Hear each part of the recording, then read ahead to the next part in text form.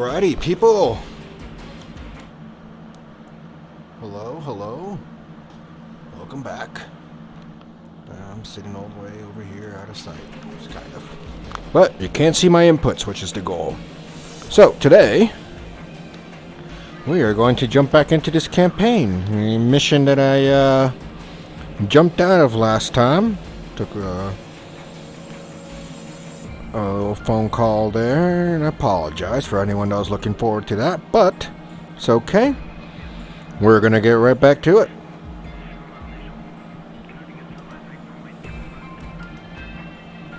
Okay. Alright, let's do this. We're fairly familiar with what the mission is going to ask us to do. We're going to be going over some navigation and make sure everything's zeroed out. I did some rebindings, so hopefully the canopy close button works now this time. If not, well, so be it. But we've got our settings on. Everything that needs to be on is on. Got a plan, not a plan. I have a fan blowing in my face. Which is definitely going to help, because last time I felt like I was about to overheat down here. Get the heater on, it's cold as fuck outside, but somehow... Here we go. Let's see what we got. First things first, turn labels off. I don't like the labels being on all the time. And let's see, are we in the right spot in the seat?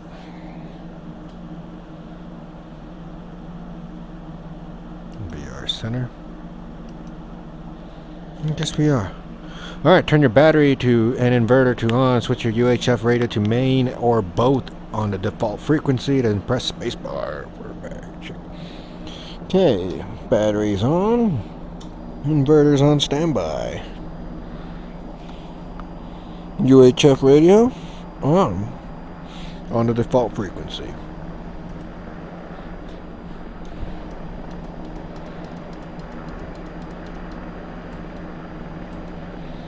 Why is it not working? Left control C. Okay, that's dumb, but whatever.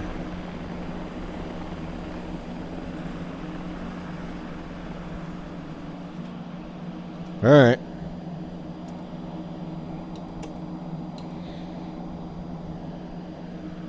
Let's go ahead and dock to. Dude, this is 1. Radio check on uniform. How copy? 2 has you, Lima Charlie. Awesome, let's get the ATIS up at 270.1. Also, Austin's going to be calling you his tower for us to reset, so bother calling the start of it. After you've got the ATIS, get the HQ up and contact me on 3.5. Oh, and one last thing to remember. You've got all the frequencies noted down on your keyboard, so if it's out, make sure you check there, okay? Roger, Wilco.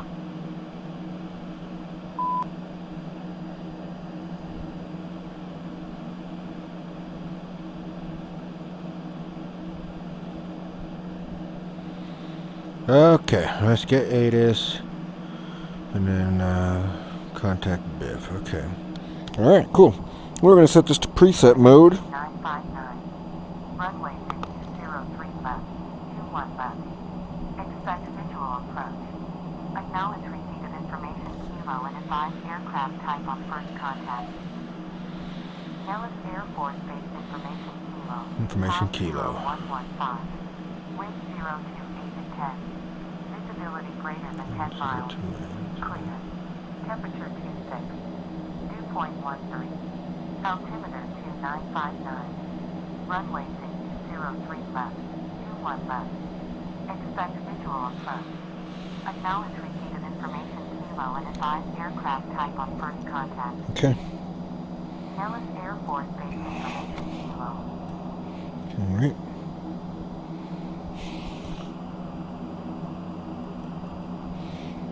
Okay, that takes us to Nellis ground. Alright, let's get this started.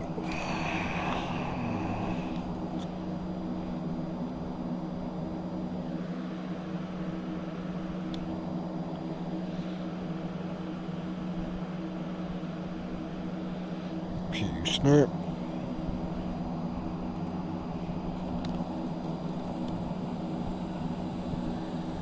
APU started up. Alright, we're checking that knob down there. That gauge, excuse me. Wait for it to hit 90. 100. AP generator. I love that sound. Alright, cool. Let's get the CDU and the EGI on first. And then the radios real quick.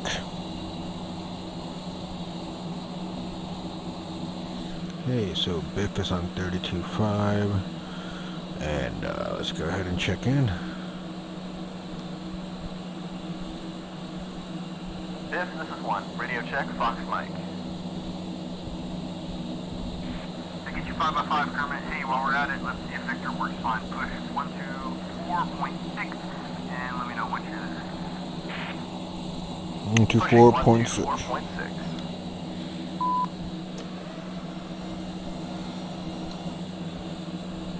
And there. Ready. Okay, double two, radio check, Victor.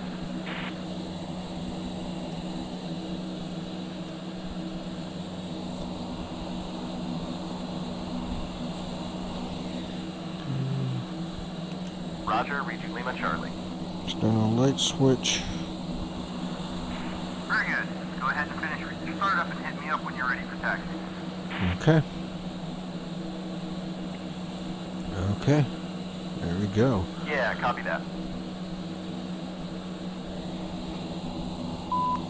Okay, brakes look good. Alright, let's get it started up. Left engine start. We'll kick it into idle there. There it goes, she's coming alive.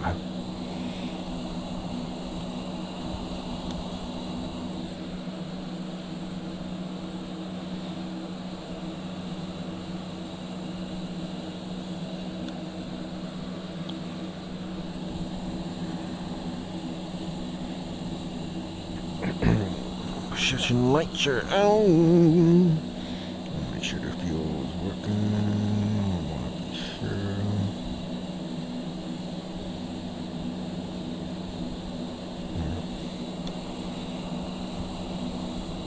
sure. APU gen is flashing. Engine start cycle is still on. That looks good. Oxygen indicator test.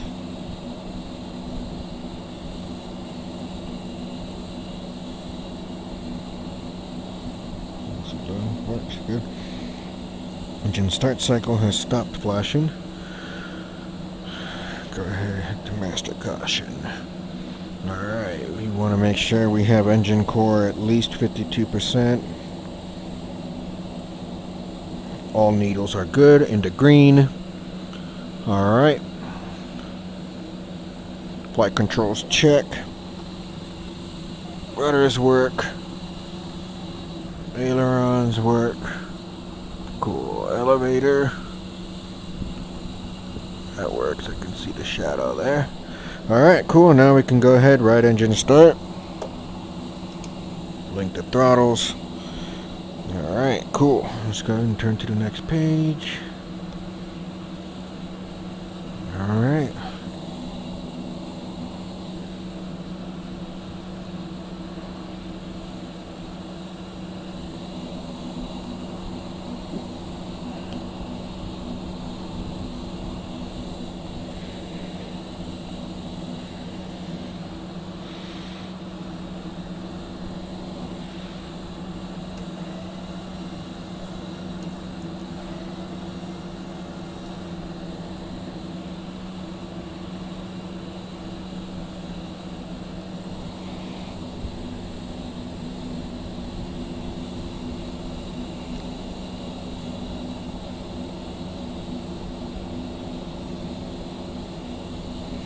Alright, engine's officially started. Let's go over here and let's turn that to steady.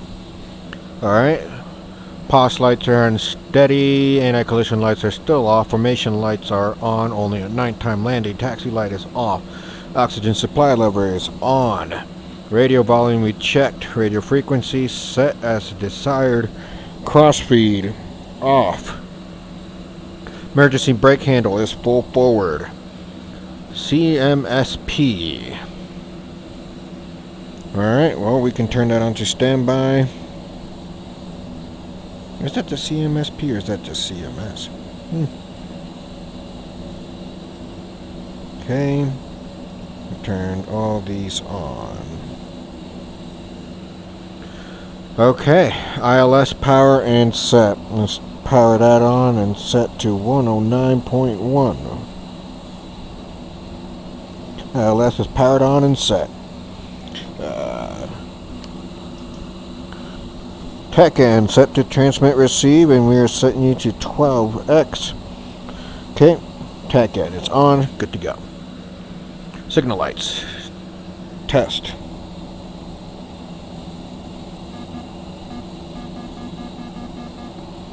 What is going on with the button clicks today? Alright, signal lights. All good, all those are lit up. Where we want to be. Cool. Flaps, cycle.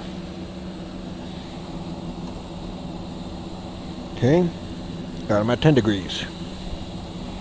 Now one more. Now we got them full down. There is not a lower leveler for that. Alright, flaps back up. Okay, I can see their shadow. Flaps are back up, flaps are good. Speed brakes, check. Alright, so we are extending this speed brake and then we hit that button as we do. Okay, and it starts falling down. Cool, great. Try to do anything, nothing happens. Disengage that button. Almost all the way closed. Full open. Okay, spoilers are working, or speed brakes. Flight controls check. Copy. Speed brakes close. Stability augmentation system. Anti-skid. That's here. Anti-skid is on. Yaw stability augmentation on. Pitch stability augmentation on.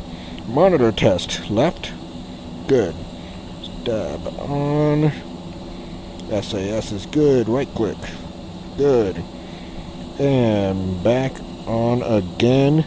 And takeoff trim set. Good. Alright. That takes us to the takeoff trim IFCC bit check. Okay, so we're going to hit enter on the UFC. IFCC is checking. Okay.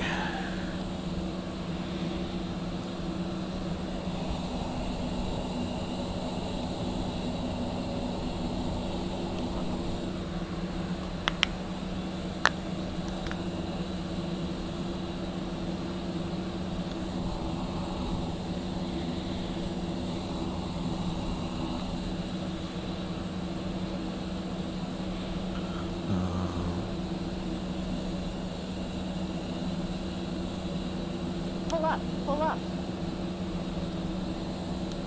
Altitude.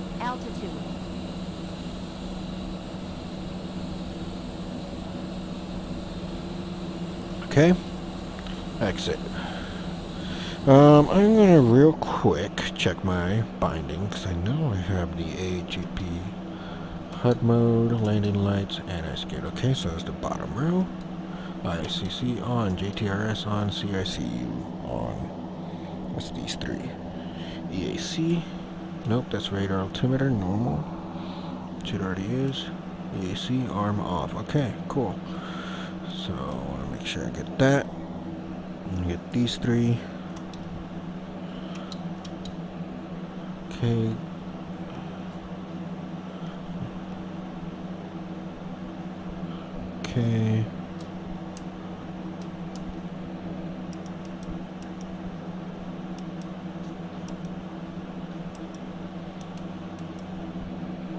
Okay. Nothing binded there.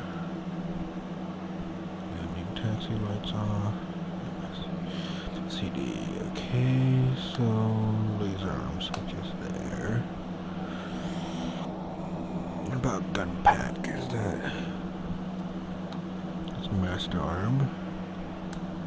Gun pack. Safe, which is where it is. Okay, so these are on the top here. UFC up and down. Nothing there. Steer point. Data. Master caution is here. TDP switch on off. Okay. Alright. And depressor up, down. Nothing there. Okay.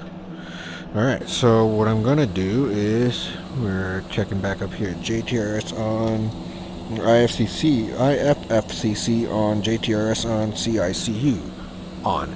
TGP switch, well, I'm not carrying a TGP, I don't believe, so I'm gonna leave that off. MFCD, and let's turn those on. Alright, CDU align page, we'll do that as soon as those MFCDs come alive. Alright, so let's move this just a little bit out of the way there. And this should be coming on shortly. In the meantime, let's make sure we remember to reset the accelerometer. Cool. Very good. Everything's moving along swimmingly. Right. Importance of checklist, people. Very important checklist. Alright, so we're going to hit load all.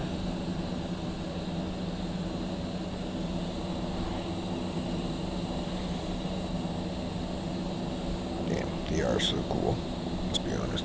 It's dope as shit. Alright, that's coming up. Okay. Loaded. CDU on the right. Well, first step. Main fault log. MFL empty. Good. CDU back here. Alright. That's INS. This is nav. Okay, INS is ready. INS is set to nav. TAD page is up. I need to set my own ID and group ID. Alright. Oh, mode switches is set to standby now. Okay. Alright. Well, all said and done. Let's go to EGI, steer point. Okay, those are set. Group ID, right. Okay, that's going to be on this tab. Okay, so net group is 04. There's the third MFD, which is that button. 02. Sorry, just to peek under the hood there. 02. Alright, that is set. Back to the TAD. Double check that. Okay, good. And GRS. Alright, back to the checklist. Should have put a pin here to checklist, but that's okay. I'll wait and I'll put it over. Whatever. I'll leave the checklist. Not tabbed. Alright, that leaves us down here. Tab page set on CMSP is already set to standby. Alright, radar warning system is already set. Flight controls, check again.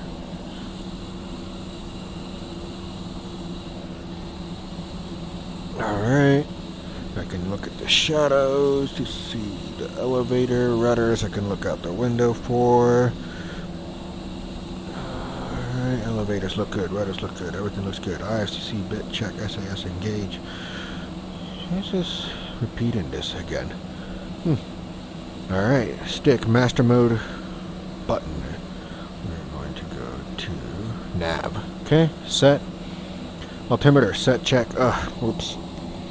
Altimeter. Acknowledge receipt of information kilo and advise aircraft type on first contact. Nellis Air Force Base information kilo, time 0115. Wind 028 10. Visibility greater than 10 miles. Clear. Temperature 26. 2.13. Altimeter 2959. 2959. 03 left. 21 left. Expect visual approach. Acknowledge receipt of information kilo and advise aircraft type on first contact. 2959 set. Okay, cool. We can go back to channel 2. Alright, standby. Well, let me make sure. Let's see. It is telling me to turn the APU generator off first. Regen is off. APU start. Off. There we go. We hear that turning down. Good. Alright, back here. Ladder is stowed. Idle core RPM check. But it's missing some of the standby instruments, so I'll set them myself. No sits just a little under the horizon, so we'll do that. Move this full up, full down. Looks like it works. Line up the arrow with the line. Good. Alright, put it right on the horizon. I feel like doing that. Alright, good. Alright, idle core RPM check. Brakes on. Good. Alright, POS lights are set to... Oh, EAC. Jesus. EHC. On. Okay, good. Exterior lights set to steady. Formation lights on, only on. Nighttime anti-collision lights are still off, and the taxi lights are now on. Taxi. Okay. Nose wheel steering engaged. Alright, since we're not taxiing just yet, let's go and check in with Biff. 2-1 is ready for taxi. Copy. Let me contact ground and let them know we're good to go. Copy. Alright, I'm gonna put a pin here for after takeoff. Down ground, Devil. Go for ground, Devil. Devil 1 flight is 2 A-10s at Thunder, ready for taxi with Kilo. Devil 1, taxi Charlie, Golf, Alpha, hold short, 03 left, clear to cross, 06 right. Charlie Golf Taxi Alpha. Charlie, Hold short. Golf, Alpha, clear to cross, 03 right, and hold short, 03 left, Devil 1. Okay. Alright, Kermit, you're going to lead this one again. You're going to be doing a lot of navigation and stuff on this sortie, so I'm going to stick you behind you. Just watch how you're doing. Cool? Cool. Roger that. Great, go ahead and taxi to the active as instructed, and I'll follow you out. Copy. Alright, so as everything else goes, I think we are all set. I don't have a code for my IFF, but we're still going to turn it on, and we'll set it to both there, which should do the trick. Alright, so we'll check with tower after we taxi. We got the taxi lights on. We got group set. That's what I'm missing. I need to set you to the flight plan. And then function 0 on the UFC takes us to steering info. And this OSB will change us to ground speed down there. Awesome. Alright, so with that done, let's go ahead and... Oops, what is it? I don't want you to be pinned. Let's just go here. Alright, so this is our plan today. Maybe is my... Okay. Takeoff and landing. Takeoff speed is at 130s when I rotate. Group ID 430. I wish it had my IFF on here, but it doesn't seem it does. I think that would have been given to me by clearance, which the tower has already contacted for us. So, alright, I think we've got everything we need for it right now. Do we? Yep. No. Don't see anything about ILS on here. Okay. So, what we're going to go ahead and do is taxi Charlie Golf Alpha. Get a little speed to get moving. Alright, here we go. Nose wheel. Alert on is seat, which I'll arm before takeoff. 1, taxi out.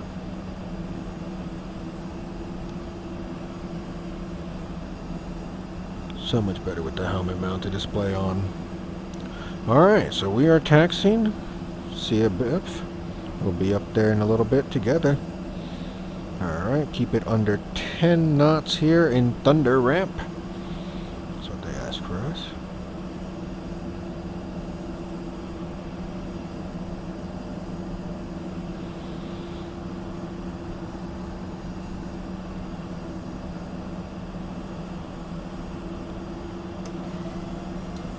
There we go. Always a little tricky adjusting these seats, I feel like. It is a gorgeous day out here in Nevada, looks like. Very much unlike what I'm experiencing here in my state, which is cold as fuck. Hey, speaking of Nevada, you guys are tuned into the election results. That was a fucking riot today. It's annoying to have to sit there at my work and watch the news all day, but at least I'm tuned in, right? Speaking of the news, wanna take a moment to extend my condolences to the flight crews of the B-17 Texas Raiders from the Commemorative Air Force and P-63. The P-63F, I believe, was one of the few remaining airworthy World War II planes we have, and it was an awful situation earlier today.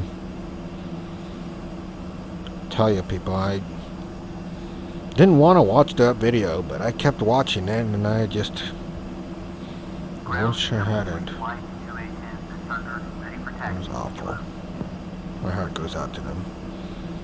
You know, those P-63s have a large blind spot underneath their nose, and really limited forward visibility, which looks like it led to the accident that we saw in Dallas.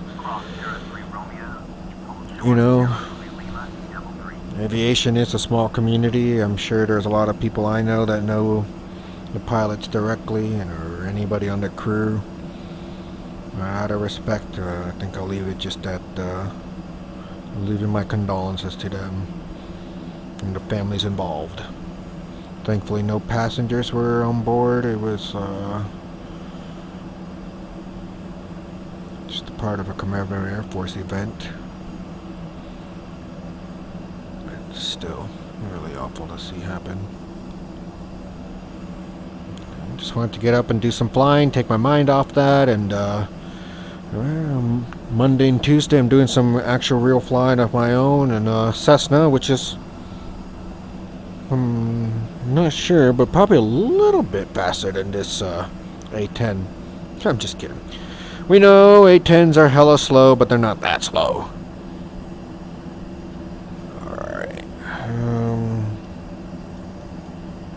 Still getting used to the coolie hat. Been a while since I've used it.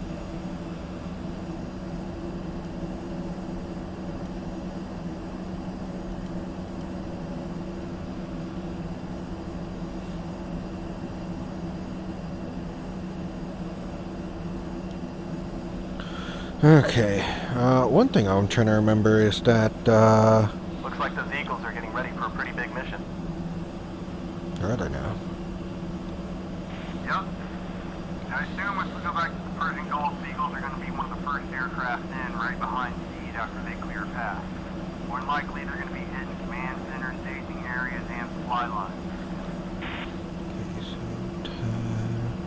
Just like they did in Iraq. But if I remember correctly, back then they were just entering service. DMS app long. Off the jets. They dropped a lot of Mark 82s under a constant hail of enemy AAA. Read a few books, and everyone was amazed about the sheer volume of what Saddam had on the ground. It is DMS It was left. trial by fire for the F-15E and her crews. Some of their missions were pretty hairy, others weren't so bad. This time will be different, though, if we go back to that side of the world. Both sides will be using Okay, this must be different then. like paveways and stadiums. That is, until it's safe enough to get low and dirty with the gun. In a conflict like this, our enemy is going to be better equipped and prepared, unlike what we're seeing in OEF and OIS. Okay, cool. I want it down there. So much for the you don't need the oxygen mask part. Yeah. I wish I got a closer look at those Eagles if I wasn't too distracted. 327.7. taxi tower at 327.7. King 227.7. Alright, let's go easy on the taxi. Okay, we're going up to Alpha, push 327.7, past 03 to right, stop short of 03 to left at the hold line, and let me know when you're ready for takeoff. I'll contact tower. Okay, crossing 03 right. Oh, I don't think I did that yesterday. Or the other day that I flew. I took off from 03 right. Shit. You got to be paying attention on the radios, people. This is why it's important. Okay, altimeter is set. We are getting up there, so pitot heat is going to come on after I hold short. Anti-collision lights are coming on. Yeah, let's see. Let's double check. Lineup check is there, so we'll go through that in a moment. First things first, let's get across 03 right as quick as possible. Let's add some speed. Add some power. And we're moving right across 03 right. Wonderful. Wonderful. That's not the whole short line for 03 right. Nope.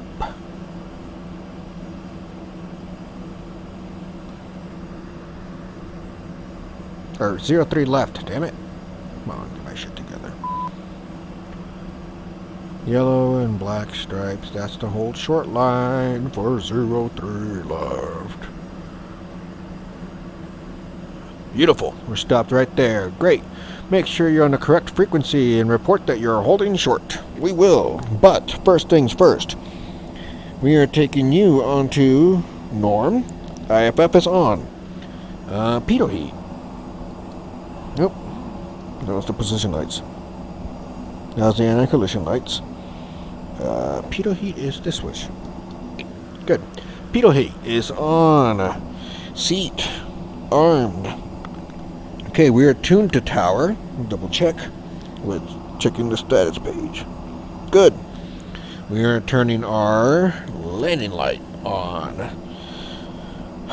Fuel we already checked. Okay, everything else is on. Everything else is good. Anti-collision, steady, boom, boom, boom. Cool. Let's report we are holding short of 03 left. Short, 03 left, up on tower. Flight instruments check one more time. Nellis Tower, double one flight, holding short. Cool. Ready for departure. P generators are off. Brakes. Yep. Nellis Tower, winds are 028 for 10, cleared for takeoff runway 03 left. 028. Alright, let's do it. Cleared for takeoff runway 03 left, and we'll hurry it up for you. Double one. Alright, currently go ahead and enter the active, and without stopping, get lined up and feed power in and take off. Without stopping. Reject the takeoff if you need to. We'll be a few seconds behind you. Yeah, you're not kidding. You're right behind me. Alright, remember, rotate speed is 130. We are rolling.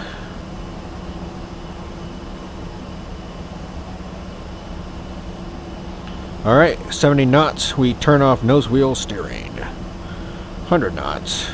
10. I'm off center line. 120. 130. Rotate. I didn't have my flaps. Do I need flaps? I don't think I need flaps. Gear up. Landing light off. Okay, maintain that 5-degree climb out, look for 180 knots. 5-degree climb out. 180 knots. Okay, so we're going to pitch for power. And also power for power. Okay, and as we are climbing, we're looking for 180 knots. We'll start trimming the nose down just a little bit.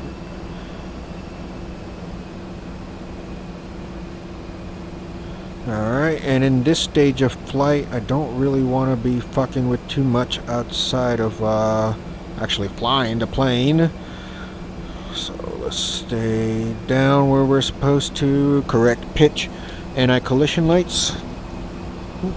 Those are the pulse lights. Whoops. Here we go. Alright. Alright, we are doing well. We're looking for 10,000.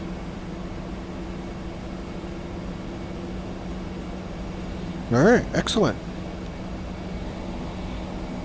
Engine instruments reading good. Green, green, all green across the board. Keep that speed up. Level 1 Nellis Tower, contact departure 385.4 Alpha. 385.4. Level 1 copies, contact departure at 385.4 today.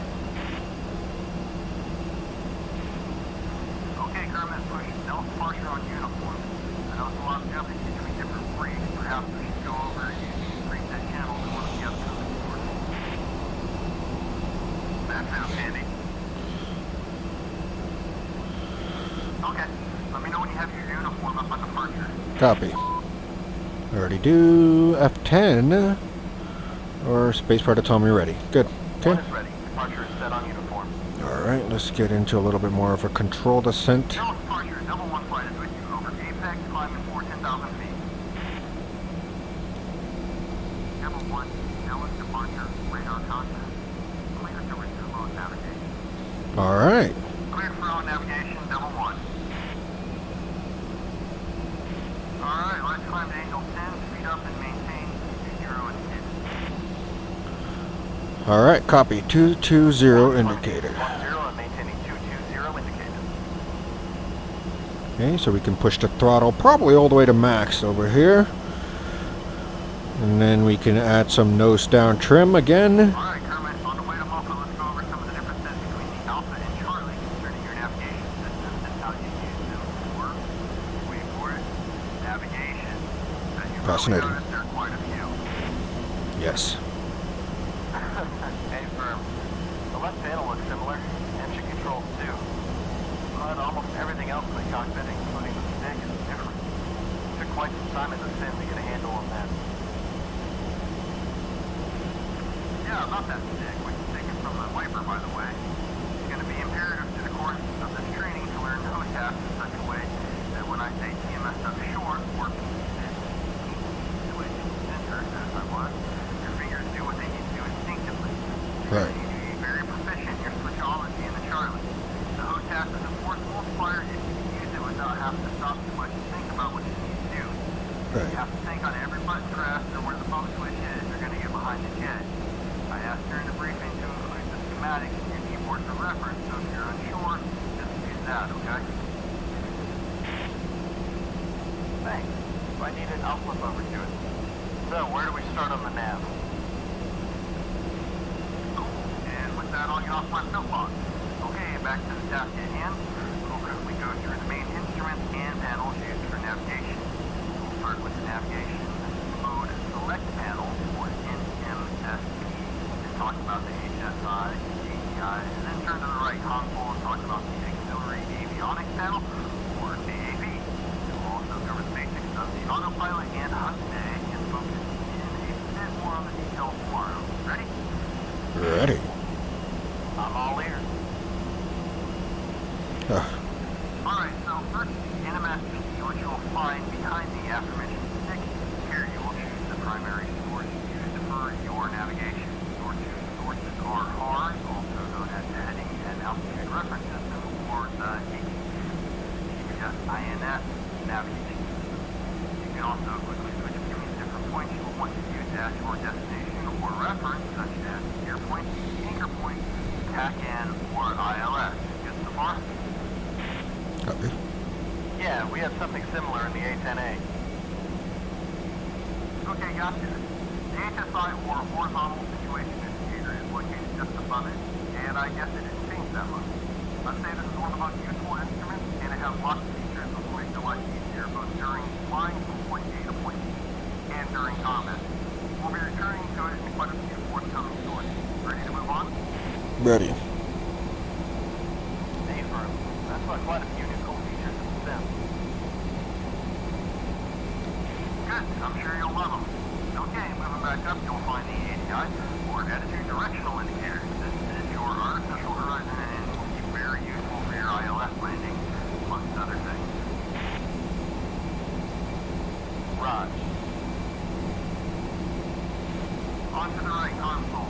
Obviously, the most important piece of navigation equipment we have over here is going to be the CDU. It is one of the more advanced and complex pieces of equipment we have in the Charlie. Did you take the time and go through the descriptions of all the pages and functions? Yes, I did. Of course I did. Come on, let me select F10. I'm not trying to click on the map. Okay, there we go. Yes, read it all. Yeah, I read all of it. Really, no shit. Well, during a normal store, you will be using less than 10% of it, but it's good that you did it. You should do it at least once. There are true jewels in between all the bit test phases, which we'll come back to that. Okay, so just below the CDU, you will find the AAP, where you will power up the CDU and ATIS. So below are handy for quickly displaying info about your steer point, waypoint, or current position, and for determining whether you will be using the waypoint database for your flight plan, mark points, or all of it. Take a look at these. Yep. Okay, sounds easy enough. Level 1, contact Blackjack at 377.8. Shit, Kermit, I've got this, stand by. Level 1 switching, good day. Peace. Follow me over to 377.8 and I'll explain in a bit.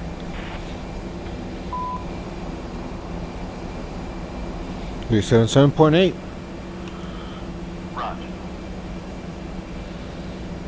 Blackjack, double 1 with you, South Mopa as frag. Level 1, Blackjack, land on contact, enter the exit, and continuous on navigation. Alright. Enter X-ray, double 1. Sorry about that, I got all wrapped up in that CDU talk and didn't realize we're getting close to that turn for waypoint 2. No problem, what's next? Go ahead and follow the flight plan to make that turn towards waypoint 2. Once you do that and are happy with your newfound knowledge, let me know and we'll move on with the trade. Yeah. Okay. So it doesn't auto turn for us. We'll have to do it ourselves. We have traffic coming up on us, but I don't see them. They're there on the TAD. They're turning left right off our port side. There they are.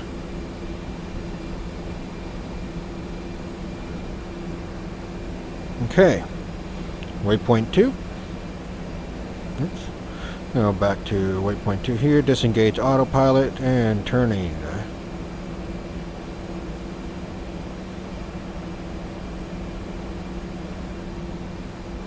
There it is. The White Castle all the way over there. On my HUD. That'll line me up with waypoint 2. There we go. Roll out. Level out. 2 is ready to move on. Cool. We're on the flight plan. Alright, let's start with the hard and NMFC. 1 and 2. There's no point discussing the first one. You should know it inside and out as it is the main navigation tool on the A model. Gotcha. Sorry, but I have to disagree here.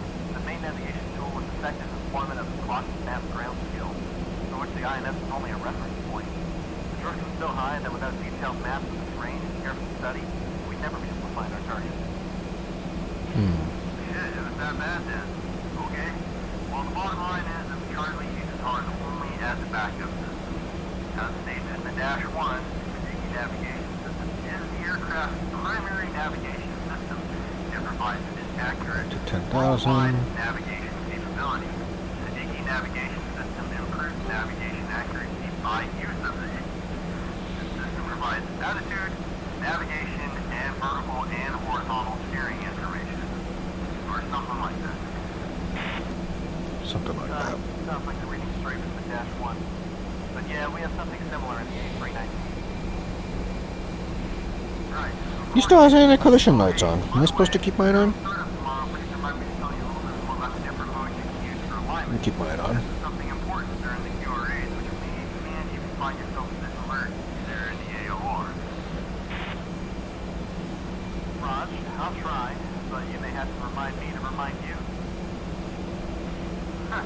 sounds fair. Now on to the NMSC. Think of our 4 lower buttons as the way to tell you ahead when you reference you should be using for navigation. Obvious and most commonly used one would be the steer point button, which you'll find as the first. Wait, do I have those mapped? I need to make sure I do. TACAN, ILS, EGI, anchor, steer point is that one, and TISL. Okay. Yep. Cancel. On the left. Like the button will have an illuminated green triangle and a stick arrow on the HSI pointing towards your currently selected steer point. And the CDI will show your deviation, which shows your score. Good so far? Good. Yeah, easy peasy. Alright, the next one is your anchor point button. Again, when selected, you'll see the green illuminated triangle. The anchor point, which is most commonly going to be bullseye, is used as a reference for your navigation, making it the first steer point. Remember, 1022. that each waypoint or mark point as the anchor. Any questions? Nope. So I got an answer?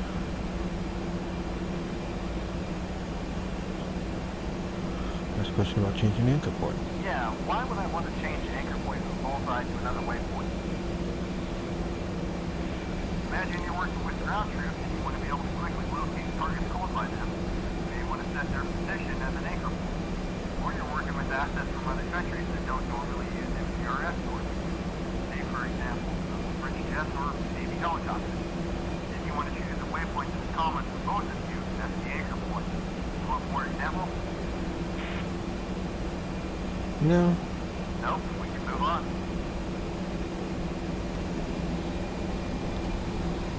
Okay, the following 2 buttons are mutually exclusive as they both use the CDI and range indicator on the HSI.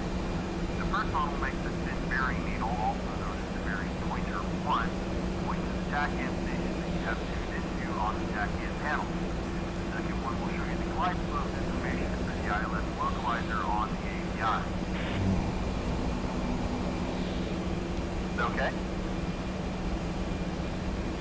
Alright, let's tune our TACAN into chrome links this time, so using the channel selection option for TACAN, now choose 1-8 X-ray. After you have done that, go ahead and check how pressing the TACAN button will change the way in which your HSI and HUD behave. There's no point doing the same for ILS as we're too far away from the airport, but when you're good to go, press the steer point button again, and let me know when we can move on.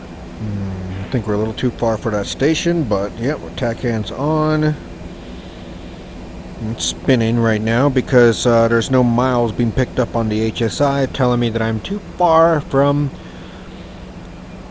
Groom. Okay, Groom is 18. There it goes. Alright, it is tracking the TACAN, telling us that we are getting up there.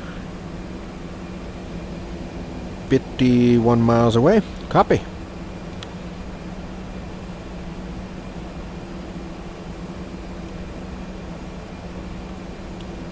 Alright, I'm ready. Okay, cool. We only have a few things left that we need to cover on the NMSC, so there's a switch called the PT-bar switch in the middle of the panel, and that's so or enable the yellow pitch bank steering bar and the course warning flag on the ATI. There are also 2 lights on the right of the panel. They are for indicating the activation of the UHF and FM radio's homing function, respectively. These features make your radios an additional source of navigation by homing in on the signal transmitted on whatever frequency you have dialed in. This is a handy feature which is most commonly used during CSAR missions. Anything else on the NMSC, or can we move on? We can move on, buddy. Yeah, what about the TISL button? TISL. Shit, forgot about that one. So TISL, well, we don't use it anymore. Raj? Yep. Just like last time. Same joke.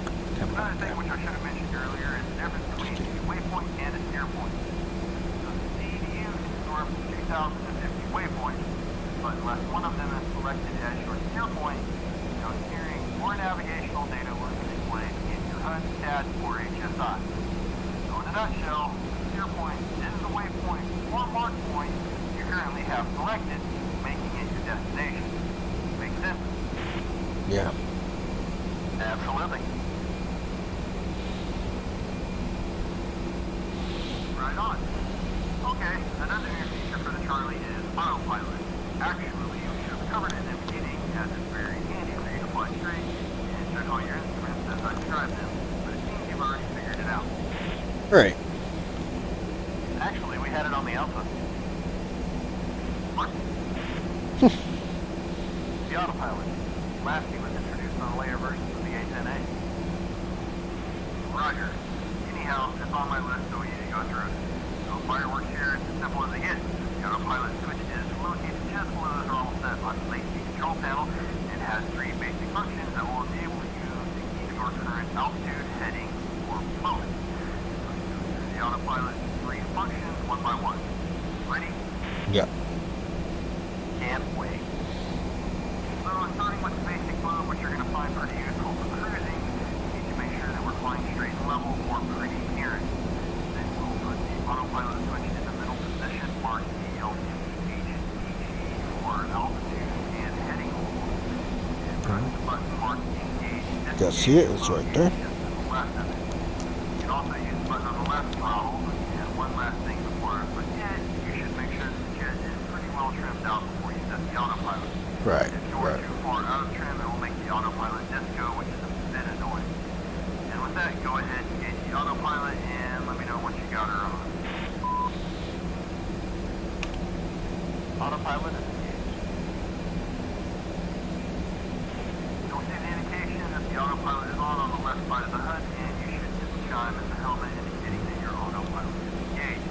Yes. So it's useful for cruising, especially if you fly in the lead position or are in route formation. It should go without saying, but never use any autopilot mode when flying in close formation as a wingman. Great. Choose the second mode. Place the autopilot switch in the forward position, marked path. Okay. Path. Cool. Notice that the autopilot is not reacting to being put into path hold. Flipping the mode switch while keeping the autopilot engaged does nothing. It will stay in whatever mode the switch was in when you engaged it. Now disengage the autopilot by pressing either button. After that, while keeping your wings level, pitch your nose up and hit me a 5-degree climb. We're in that climb, re-engage the autopilot. Copy.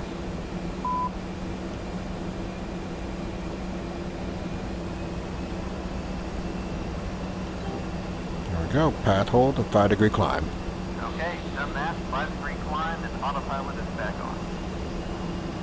Good. This mode will hold the desired path or heading while allowing you to put the aircraft into a climb or descent.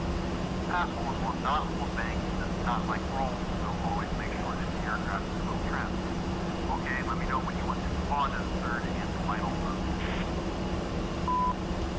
2 is ready. Right on. This time we're going to force the autopilot to disengage without hitting any button. I want you to gently but firmly push the nose over, and you should tell the autopilot try to right the aircraft initially, then it gives up and takes off. Do that now.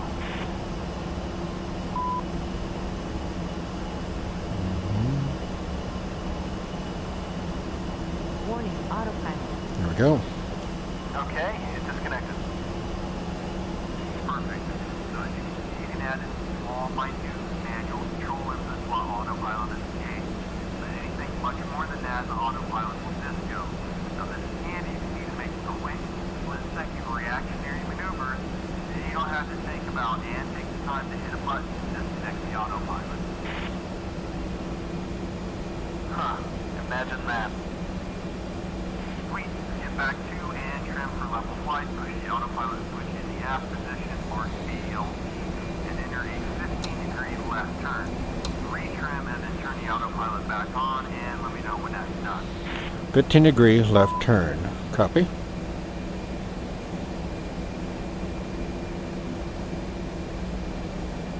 I think that's 15.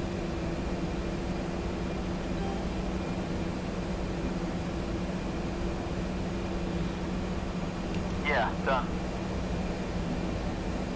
Cool. It's a very useful mode for when you want to prepare for an attack in the area, or when you just descent, altitude, and bank angle, which will allow you to direct a bit of your attention on other things, like searching for and sorting targets in CDP, working on CDQ stuffing things, or a myriad of other tasks. Nice. It certainly is useful, but compared to the A319, it's pretty primitive. With the 319, we've got 4 layers of autopilot, auto thrust, and computer-controlled flight mode. I heard about that, yeah? What we have on the Hog's really simple, but it does the job. Now to finish this part, onto the restrictions. In order to engage the autopilot, you need to have the EAC switch sensor on. That has to be engaged. SC needs to be in the test or on position, and the ICI must be fully aligned and selected. Nice. Okay, got that. Yeah. Basically, everything needs to be I working. think using the autopilot's pretty straightforward. Okay, turn back towards waypoint 2. Practice a bit using the different modes and let me know when you're ready to move on. Okay, let's turn that back on, but this time we're going to go into the right-hand bank.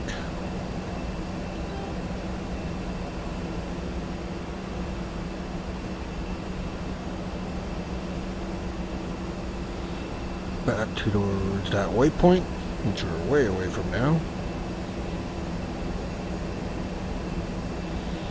Checking the flight plan, we can correct that pretty quickly.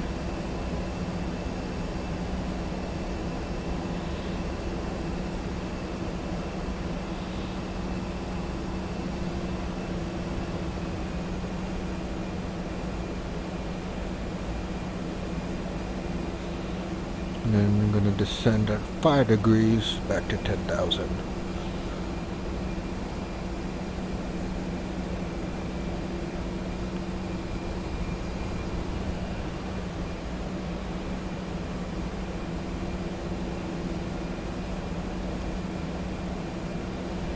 Okay, so that's a pass.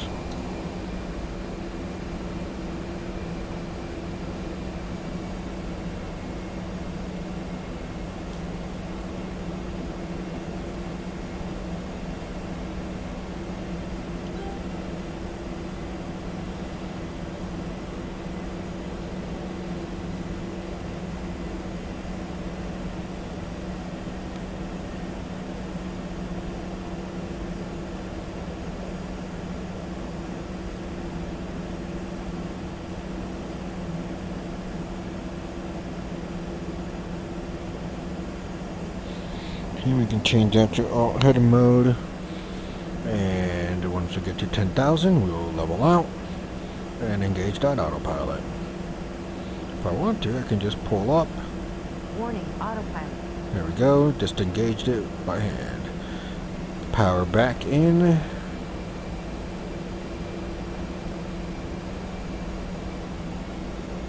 $10,002, $10,010, $10,000. Alright, level out. Altitude heading engaged. Speed back up. Okay, let's check our trim. Trim rate's a little nose high.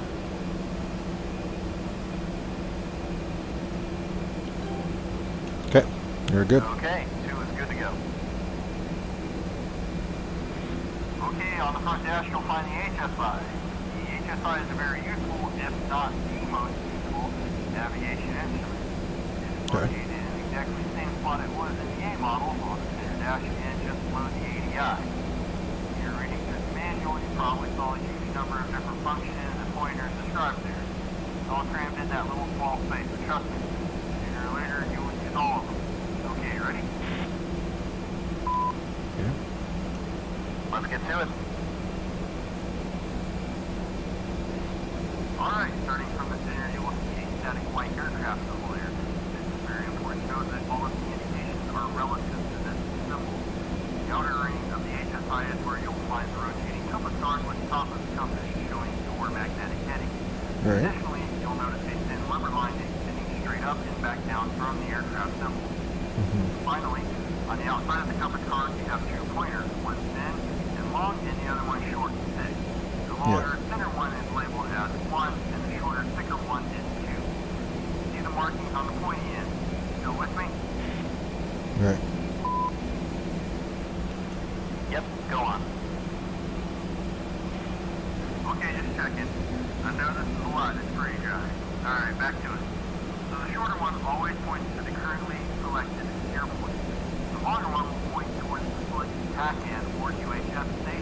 Now both heels are screwed together if you have neither of these set.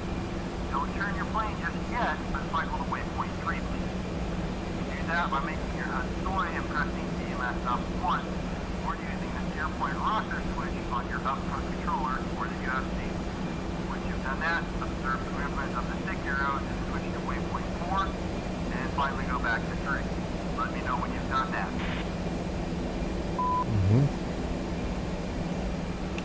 It behaves in a similar manner as it did on the A model. Yeah, it's pretty standard, but it really shines when you use it in combination with the CDU.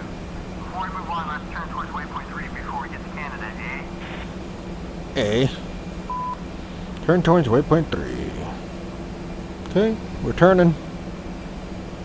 Got some power. And it's 100 degrees to my right. All the way over there. Alright, let's keep some back pressure and make sure we stay level.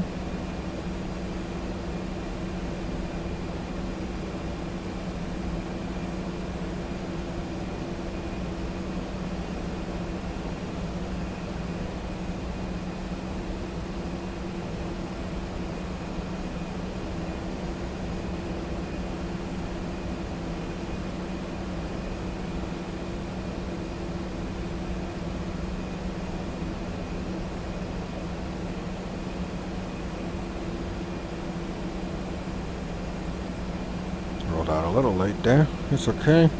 We are now facing waypoint 3. Okay,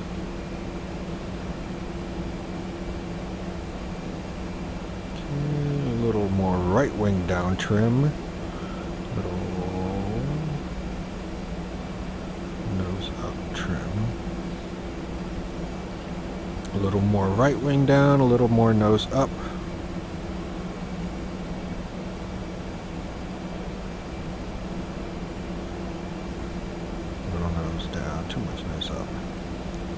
Alright, cool. Let's get to exactly 10,000 because we are not failures here. We're cool people. 10,010. 10,000 even. Alright, and locking the autopilot and hit the space bar. On the new course. Ready to continue.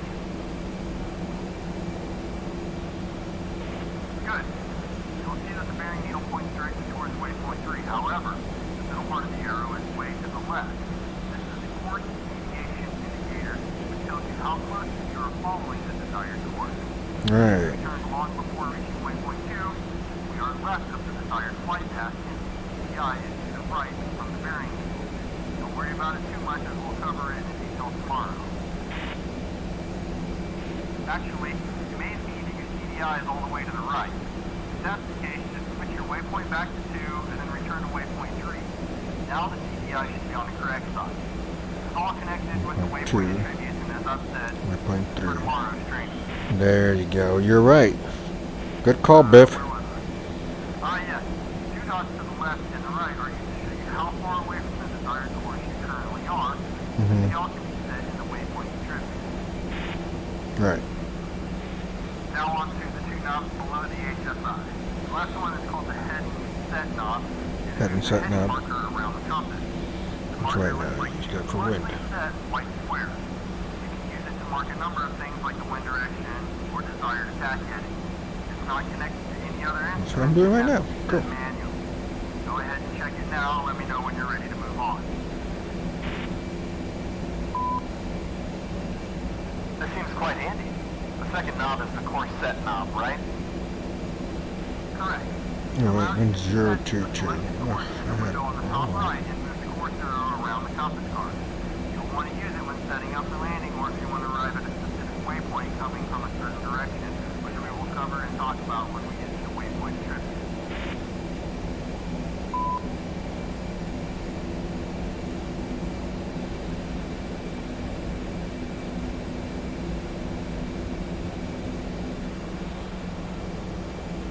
Copy that. And the numeric window on the top left is the range indicator. A for given in nautical miles. So the last thing we need to cover here are the 2 small triangles just next to the aircraft symbol and along the intended course line. These indicate the course the aircraft will fly to or away from the selected TACAN station towards the airport. Ready for the next part? Yes, 2 is good to go. Alright, man. Now that we've got some of the things up front figured out, let's move over to the right console and dip into the CPU, starting with the A8 panel, which controls it. Sounds good. Alright, so let's move over to the A8 panel now, which you're going to find just below the CPU. We'll start with the knob on the right, known as the page select dial. By default, it should be set to the other position, which enables data input into the CPU, while the other 3 positions are for read only. Selections will allow minor changes to what is displayed, so you would be unable to edit anything. The important thing to remember here is, if you want to change the waypoint setting or attribute, this knob has to be in the other position. Copy? Copy. Yep. Other for display and the rest is for data editing. Got it.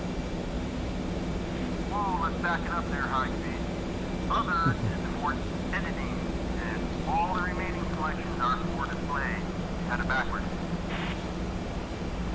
Sorry about that. I copied all, but my mouse is quicker than my brain sometimes. No, we can't have that. Well, so long as we got it now.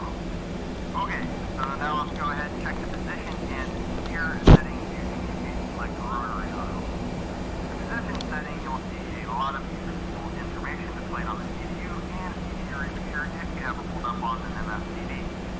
Position will display your current location in both lat long and NTRS. Your speed, magnetic variation, altitude, and outside air temperature. Cycle between indicated true and ground speed here, as well as Celsius and Fahrenheit for the temperature. Any questions at this stage?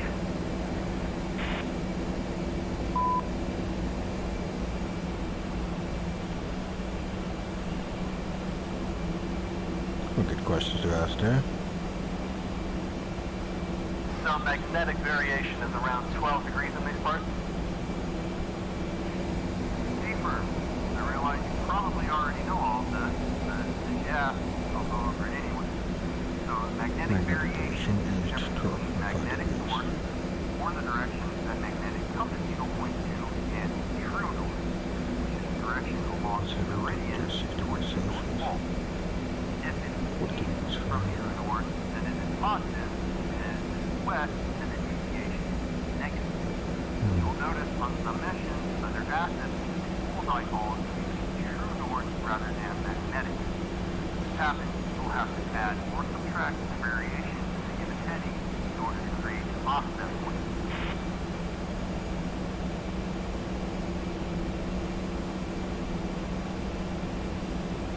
Yeah, could you tell me a bit more about the MGRS?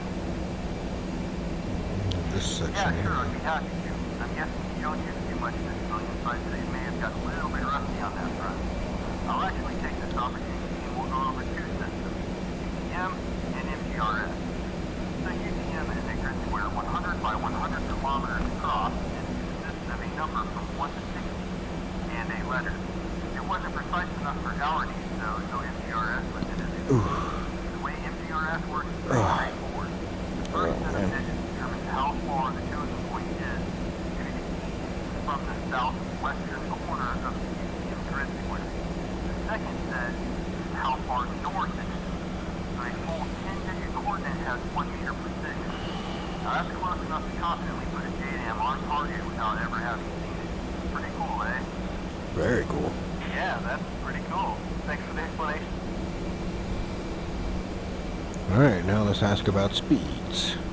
We can move on. I know about the speeds. I don't believe so. We can go ahead and move on. Alright, staying on the AAP, the steer setting will give you all of the important information about your current steer point. The image in the left column shows the image or desired magnetic heading, which is wind correct.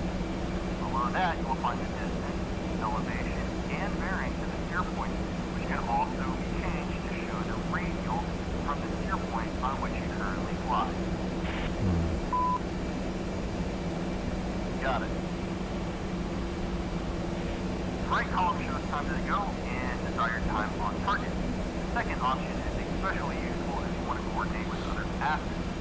Plan on practicing it in one of the coming sources. If you set up the desired time on target, you'll also be shown the speed required to arrive at exactly the specified time. Finally, you can see the current wind strength and direction. Have a look at it and let me know when you're ready to move on. Ready. Okay, ready to move on. Now on to the waypoint info page. Go ahead and switch your AAP page select switch to this position and let me know when you're there.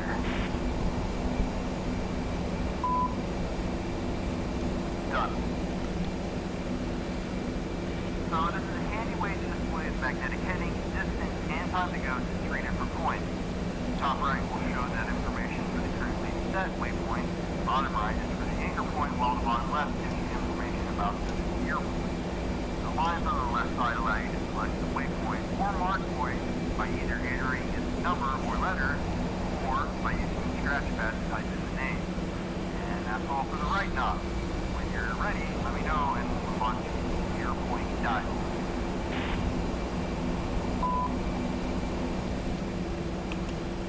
Okay, good to go. This one here for me. Okay, now briefly cover the flight plan fundamentals. So take a look at the left selector knob on the AAT. This is known as the airport dial. Flight plan position. This mode will be flight plan displayed on the tab. Waypoint connected by a green line. These green lines connecting waypoints together are known as waypoint lines for some weird reason. Maybe scale of your pad or zoom out the entire flight plan.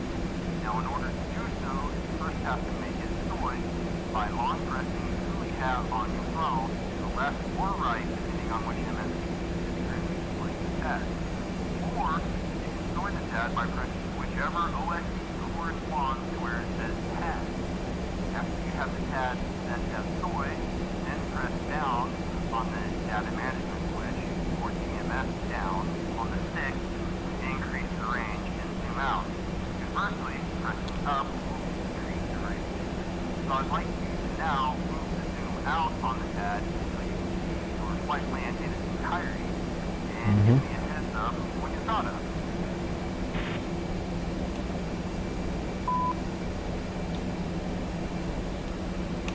Okay, I decreased the scale of the TAD to the point that I could see my entire flight plan.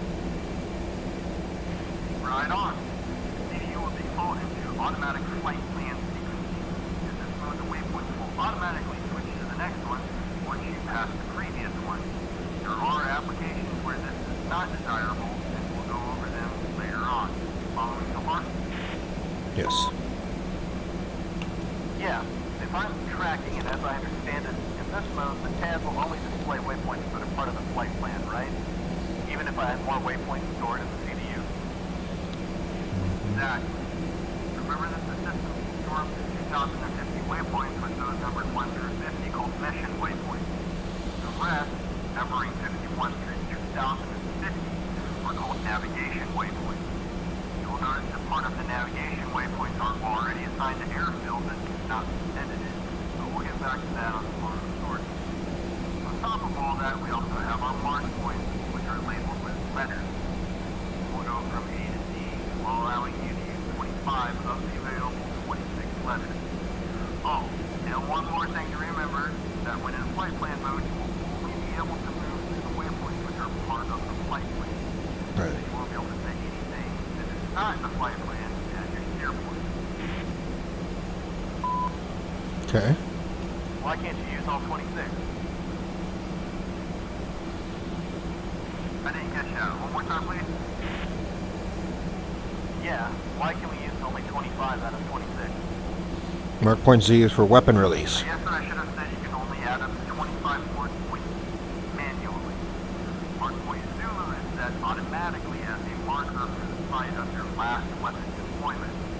Mark point Z is a very handy thing, but that is a lesson for another day. Nice. Okay.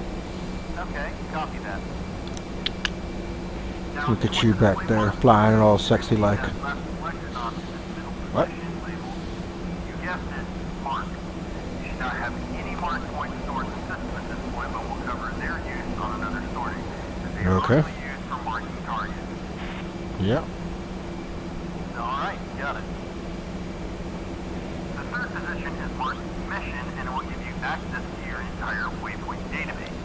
Go ahead and move the switch into the Mission position now. Okay. Done. Good. Take a look at your tag. You'll see the green line has disappeared, and all of the mission waypoints are shown. Now, we haven't added any additional waypoints to those that were part of the original flight plan, so the total number remains the same. As you can see, the navigation waypoints are not displayed in this mode, so you can cycle through them. There are many ways to do that, but we'll use the remaining buttons on the AAV, which we have not covered so far. Steer point toggle switch. By pressing it up or down, you can change your selected steer point. Go ahead and cycle it up until you get Nellis. Nellis. Copy. Okay, Nellis has set us my steer point now. Word. To wrap up today's training, Cody, let's talk about the HUD. Before we do that, though, let's turn back towards Sally. So pull up and turn towards waypoint 4. Return to Angel 10, and let's try and keep 2-0 and 50 speed.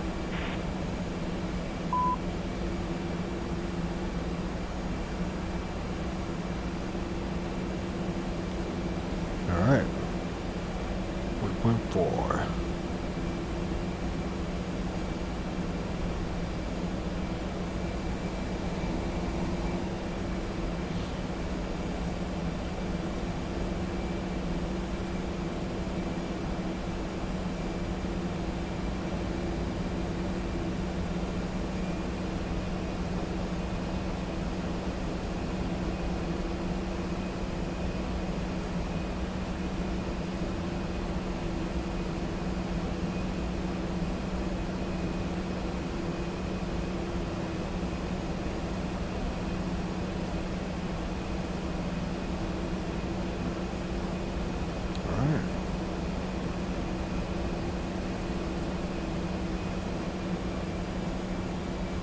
And 10,000 feet.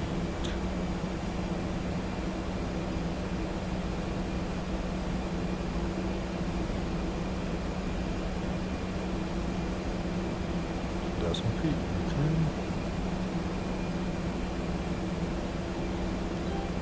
And 220 knots. Spacebar. 2 is on course for MOPA and at Angel 10. Let's talk about the HUD thing. Fair enough.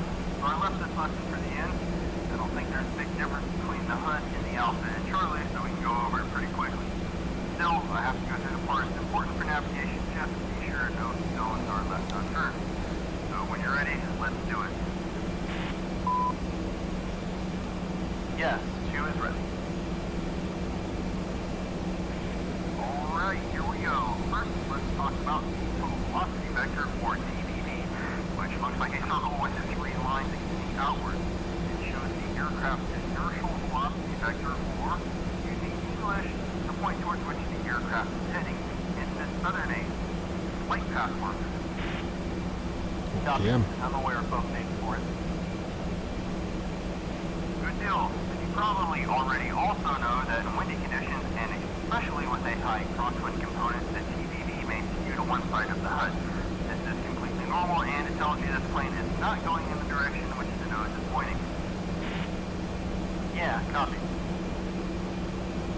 Okay, the flight path ladder and heading tape do not need any further explanation. On the left, you can see your airspeed, which depending on the settings can be displayed as indicated. Ground speed is indicated by a letter G, or true airspeed, which will have a letter T displayed next to it. Now, on the right side of the HUD, you'll see the barometric altitude. Nav in air-to-air mode, it will also show you uncorrected CATE reading. In CCIP and RP mode, it will be corrected for installation errors, non-standard temperatures, and non-standard pressures, and may be different to what the cockpit altimeter shows. Below it, you'll find a flight path angle, which shows you the rate of descent or ascent in degrees. Further below that, you'll find the radar altimeter, which shows the exact altitude over the ground up to 5,000 feet. Yeah, I see If that. higher, it will display 4 X's in a question. There it goes. It just changed to 4-axis because we are flying over some terrain. And that's interesting. New radio options. Okay, we're at the talk. Okay, know about there's indicated airspeed and ground speed. Switching master modes. No questions. Ready to move on. Okay, with speed and altitude covered, we need to move on. Make sure you're in nav mode if you would, please. Your steer point is shown as a small square on your HUD. Yeah. You'll also notice that there is a line extending from the TEV towards it. If the steer point is outside of the HUD field of view, the designation cue will change. Go ahead and turn 90 degrees to the left and observe the marking on your HUD. And let me know what you can see.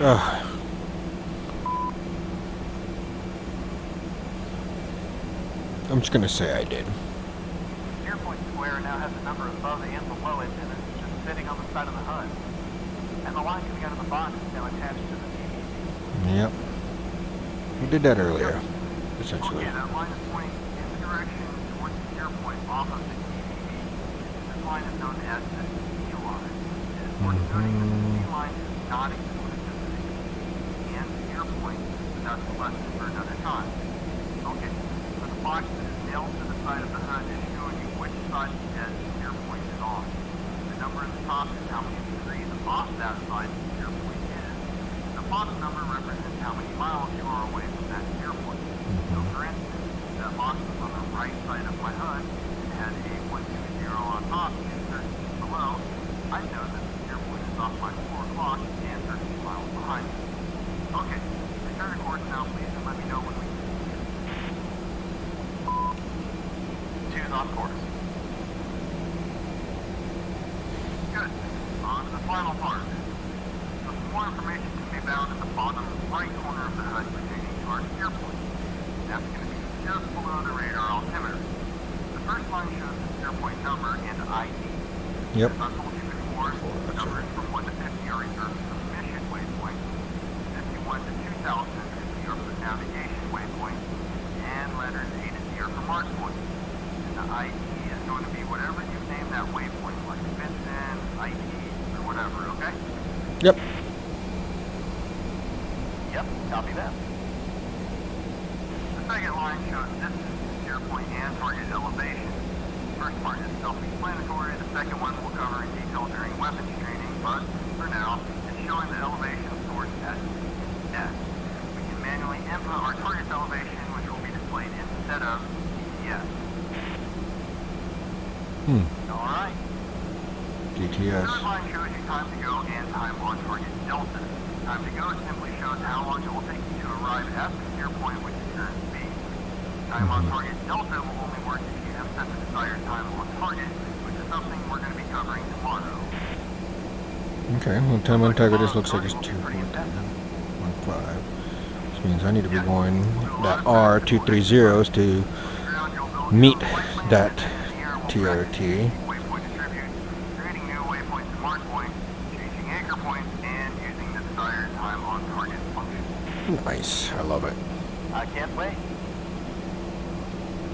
Just make sure you're well prepared and read all the operating manuals for navigation, okay? Oh yeah, you know I will. Yeah, copy.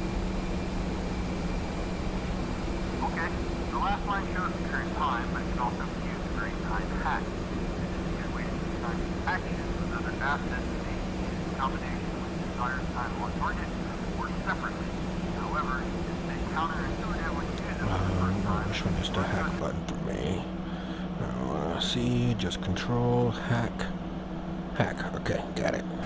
That's so. Before trying it out. Ready? Yeah.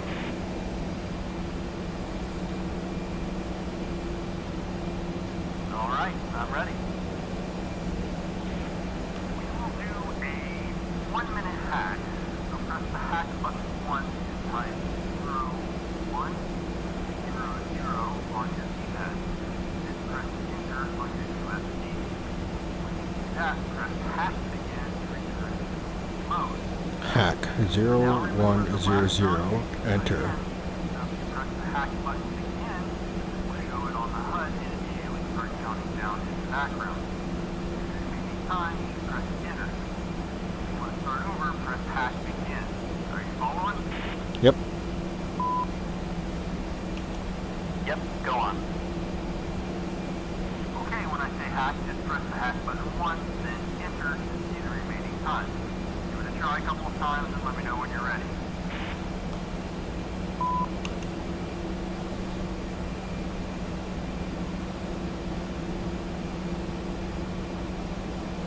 Okay, good to go.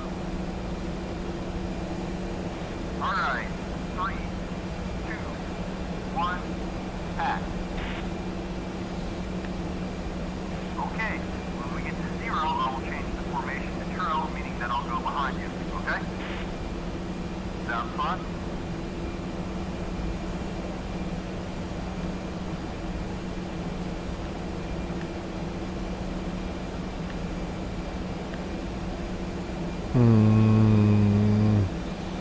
Alright, hold on. Hack, hack.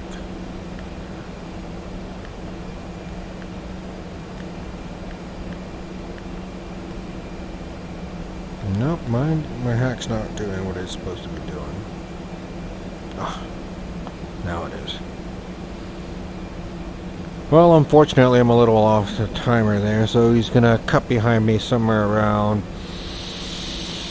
30 seconds remaining. Well, 42, 41, 40. He's gonna go into a trail. Unfortunately, mucked it. Hit the speed brakes. And he's getting into a trail. Okay, hack. That resets it. Hack. Alright, to return to normal mode, press the hack button again. Hey, good job today, Kermit. Alright, time to go home. Cool. Going home we will. 20 miles out, it looks like.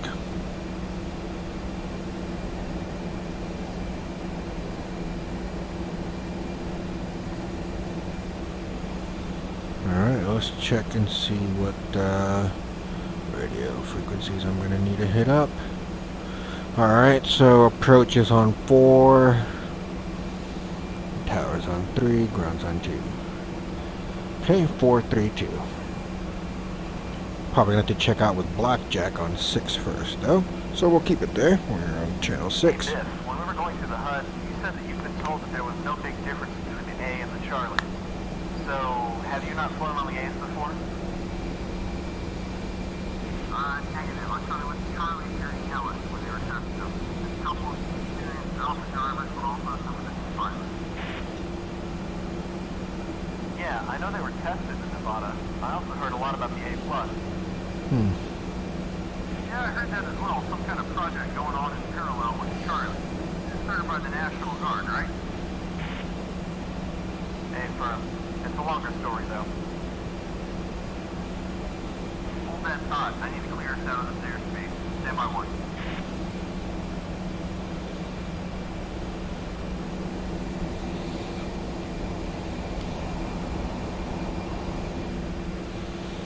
Yeah, I already did. I'm already on Blackjack. I'm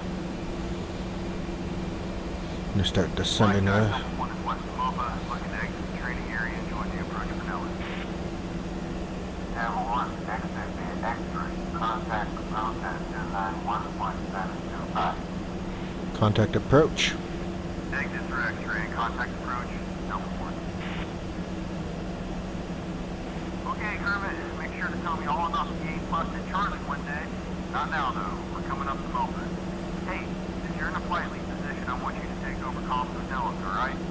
Also, All right. looks like approach is going to have us shooting single ship approaches as SOP from now on. So anticipate them having you drop me off at the truck stop for the rest of our time here. Cool? Cool. Sure, happy to do so. And copy about the approach procedure. Let me check the current ATIS, and then let's contact approach. Let me know when you're ready. Raj.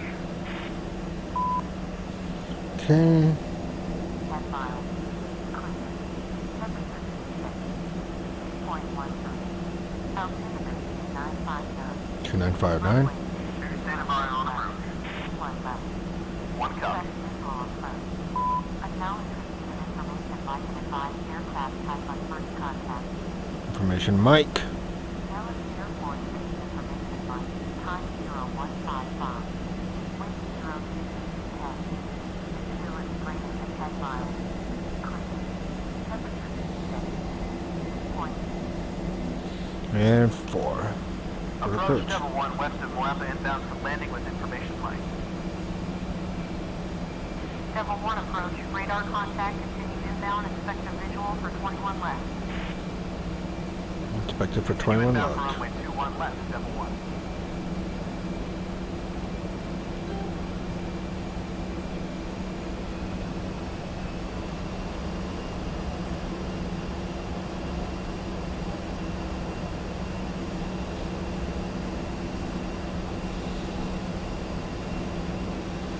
The sun's coming down.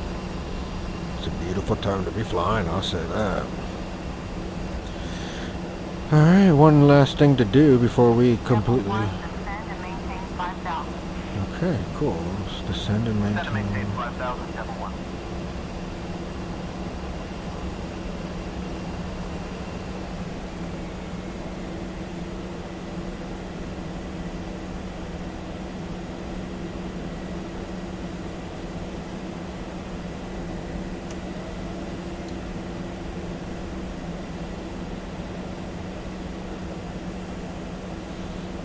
Alright, back to the checklist. Attack in as desired. Check in MSP ILS as desired.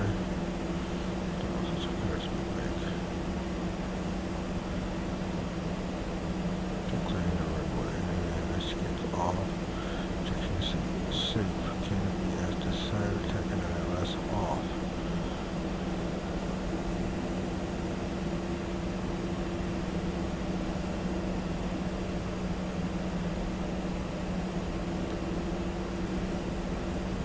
Should turn towards a truck stop.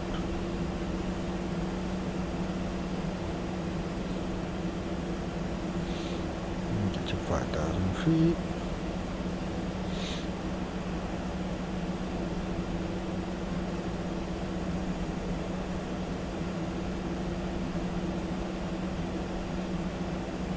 Turn the HUD intensity to just a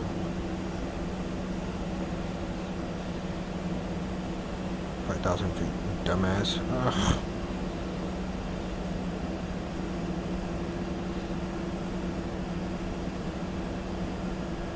Did I overshoot by 500 feet?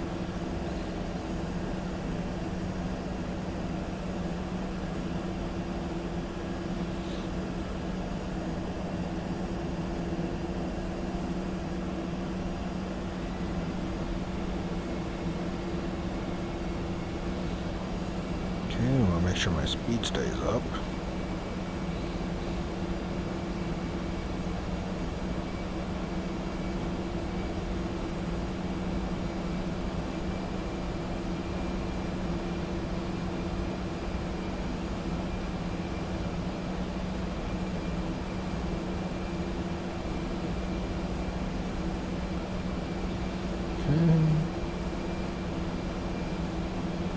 And here we are, 5,000 feet.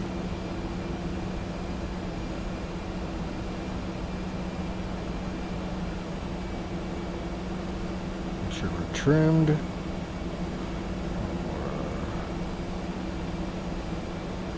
Nose up. Okay, we're looking good.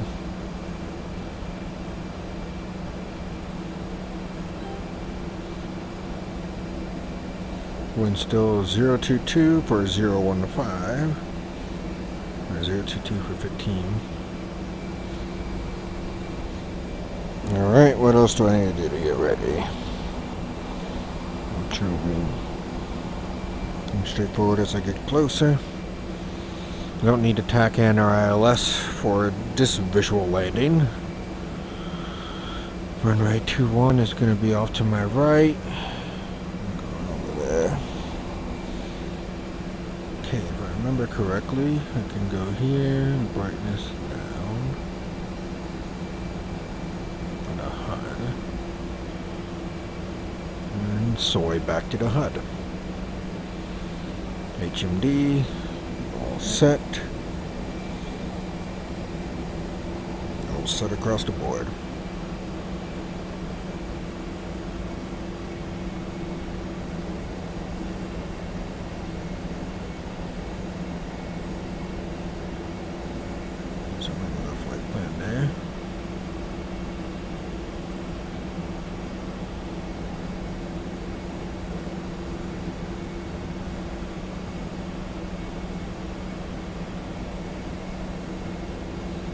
5 miles to the truck stop, and that's where I'm dropping you off, Biff.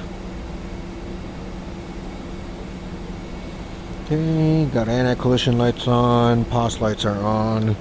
I can turn the landing light on when I get closer. And, unless it's already on, what am I using it? Okay, across the board, we are okay across the board, yeah. Nice. Beautiful day out here.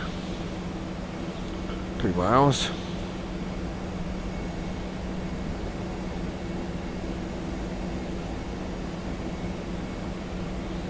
Bearing is 200. I think I can turn off autopilot and hand fly it all the way down.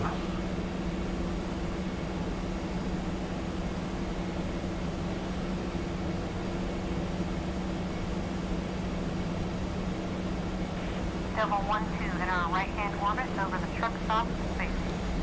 There you go. Alright. Approach, double 12 copies. Landing light is Right-hand on. orbit. There's 2-1 left. Double 1, contact tower at 3277. Good day. Roger, contact tower for double 1. See ya.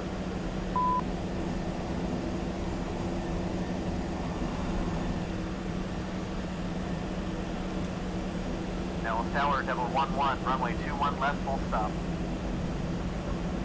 Double 11, wind is 028 from 10, check landing gear, clear to land, runway 21 left. Clear to land, 21 028. left, double 11. Okay, we'll get the velocity marker or velocity flight part lined up. Boards don't have to be in full. We are below 100 or nuts.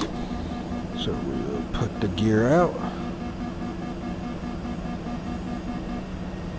Great. We'll set maneuvering flaps.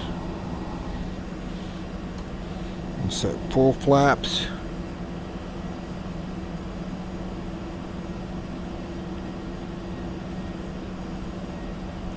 And trim up a little bit.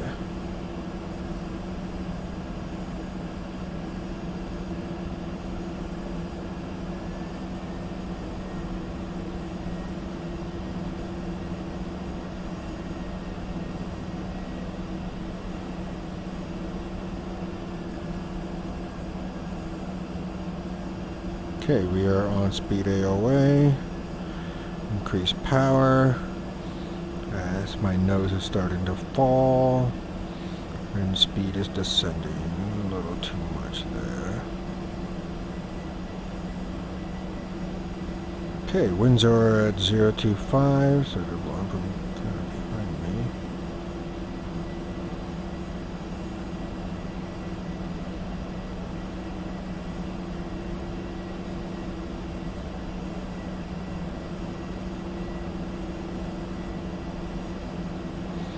Pull the power back a little bit. I'll bring the velocity marker vector down to where I want it.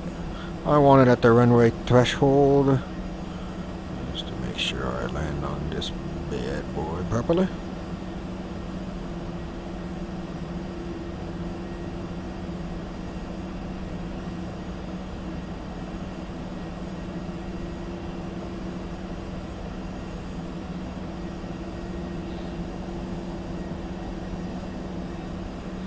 I'm landing with the tailwind.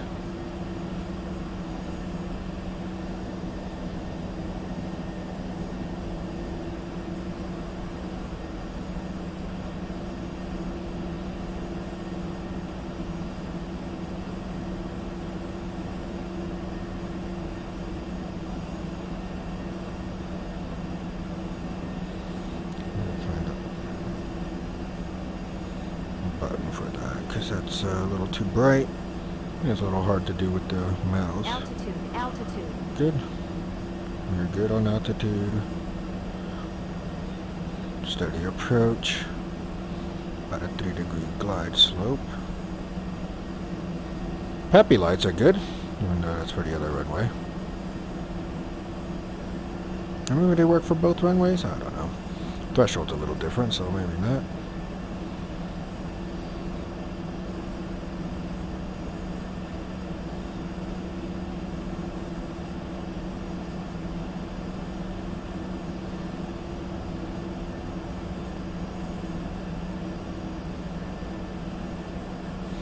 flight path marker right on that runway threshold. We are on speed AOA. Okay. Alright. Alright. Now as we get here, we're going to pull power to idle. Oh, that was a bit of a hard landing. I should have flared a little safe on the sooner. deck. Roger, taxi back to center and I'll catch up with you there. Devil 1-1 contact ground on 257.8. Roger, Flaps contacting up. ground on 257.8, Devil 1-1. Nose wheel steering engaged. Nellis Tower, double 12 on final for runway 21, full stop. Devil 1-2, wind star 028 for 10. Check landing gear, you're clear to land runway 21 left. Clear to land 21 left, double 12.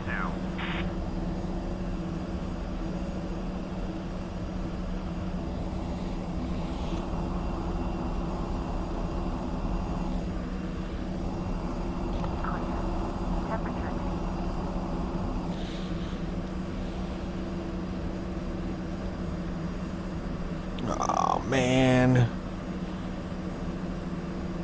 That doesn't damage the running.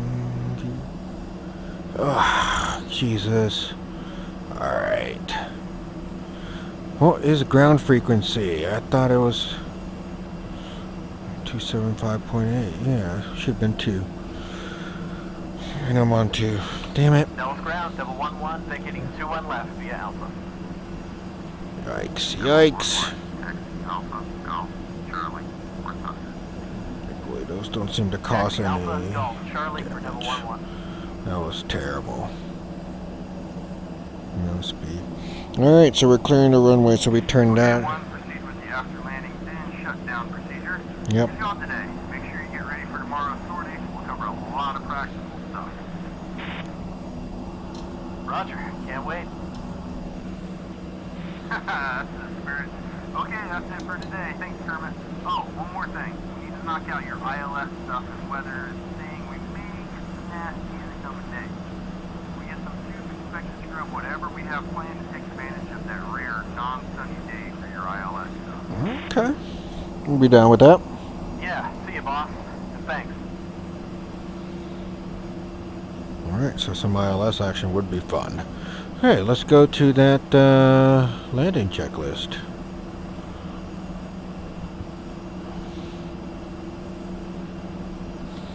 Anti-skid off. Second ILS off. Exterior lights are set to anti-collision lights off.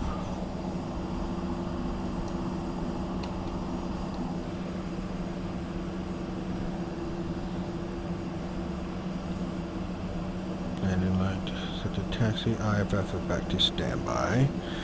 I'm going to go ahead and set that to ground speed, which is now 16 knots. Good. IFF, standby. CMSP mode is on standby. CMSP system switches off. Off, off, off, off. CMSP knob off. Pitot heat. Off. Scorpion ICU power off, which you already did. Flaps as required. Alright, and then when we get to engine shutdown, we'll do all the others.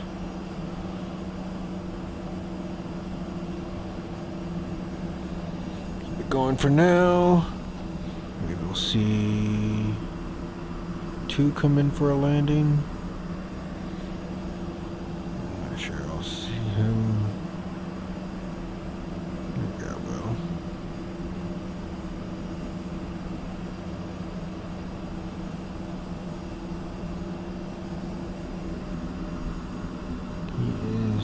Pretty far out there. Looks like he's 5 miles away. There he is. I see him. That little black dot all the way out there. I don't know if I'm going to sit around and wait for him to land, but it would be kind of cool to watch him land. Like we did last time.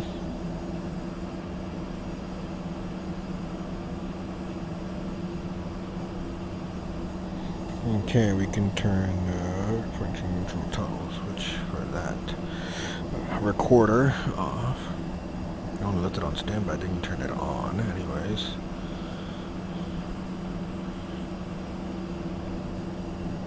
And it's 3 nautical miles away, so I guess I'll watch the landing. And we're getting close to Thunder Ramp, so we want to slow down to below 10 knots. Before we do that, we're just going to pull off over here. Watch him come in for a landing, I think.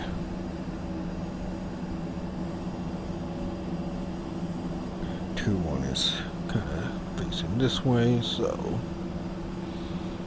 there's the runway threshold right there. I can see the lights. And let's see him land. If I really wanted to, we're gonna open the canopy. I don't get it. It's really odd. The canopy keybind command just doesn't work. Works when you click it, though. It's a good thing you don't really need that in a pinch. Barely see him there. Coming in for the landing. There you are, pal. I see your landing light. I can see your wing lights. One thing about VR is you can't really see too well that far away. Good. Biff is on deck safely.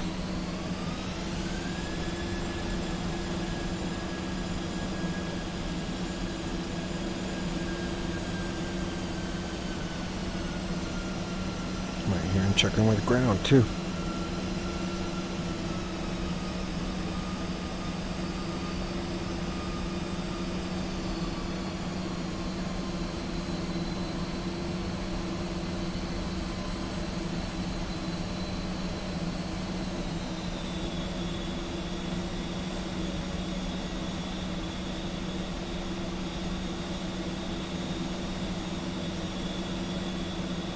Got up a little high there. Nope, don't tell anybody that.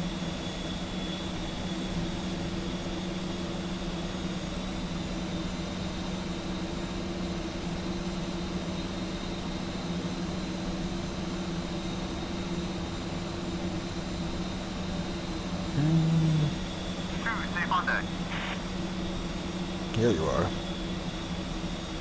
Well done, too.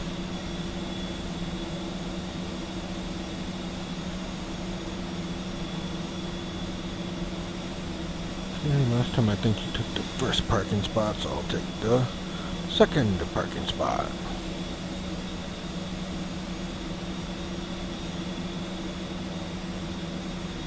Looks like there's people up there, so maybe I'll just go all the way down. Why not?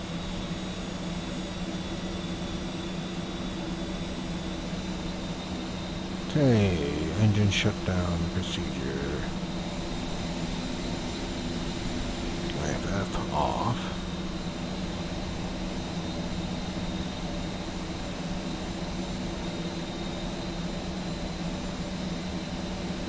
Possible to recage?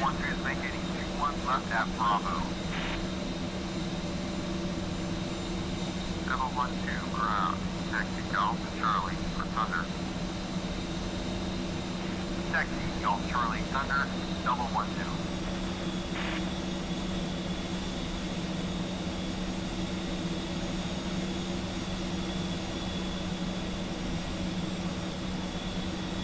Excellent. Alright, we are parked. Alright, I don't remember if you can... there we go. You can cage the ADI. There we go. That's caged. AHCP set. All those are already on safe. TGP is already off. Alt Scut it's on. HUD mode is as desired. CICU. Off, off, off. MFCDs off for both of them. Master caution lights off. AAP set by turning off the CDU into EGI. Master caution off. Left throttle off. Taxi light off. Even though it doesn't say to, I just feel like we should turn that off sooner than later. Okay. Anything about lights? Nope. Okay, so what we'll do, since the engines are still running, we'll go ahead and put you on flash.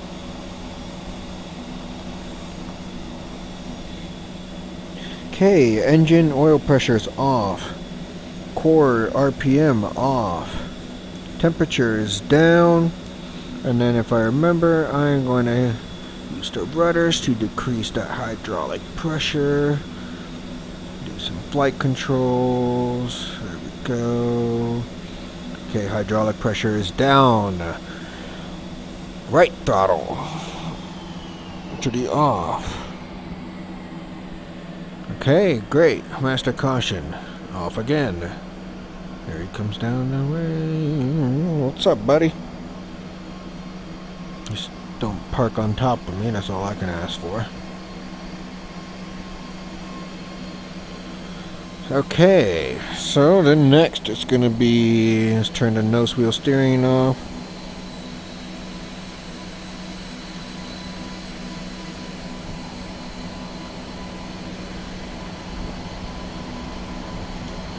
Batteries off.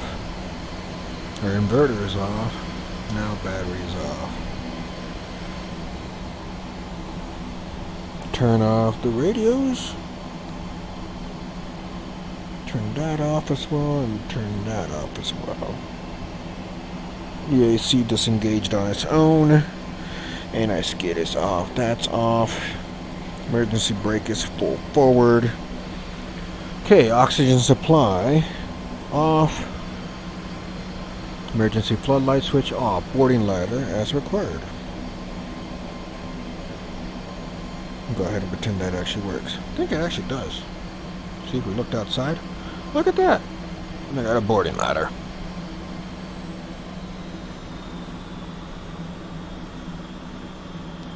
Sweet.